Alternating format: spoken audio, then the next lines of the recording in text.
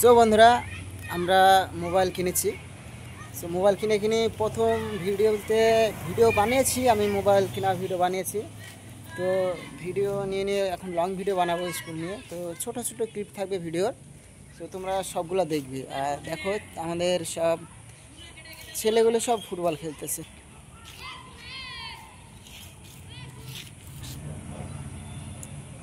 So তোমরা দেখতে পাচ্ছ কতটা সুন্দর লাগছে। জানম দেখলে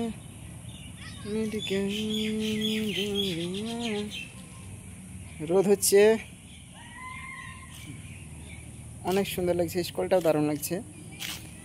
তো বন্ধুরা, ভিডিওটা বেশি বড় করব না। সো ভিডিওটা এখান থেকে টানছি, আবার পরবর্তী ব্লগ ভিডিও আনবো তোমাদের মাঝে। সো আমার ব্লগসগুলো যদি তোমাদেরকে ভালো লাগে থাকে, তো অবশ্যই তোমরা আমার এই মেহনত করি হয় এই পেজটাকে তোমরা ফলো করে দেবে। আর আমার যত শর্ট কিংবা ফানি কমেডি, মানে বড় লং ভিডিও আছে আর কি কমেডির মধ্যে, ওগুলা পোস্ট হবে এসকে সাদি আইডিতে।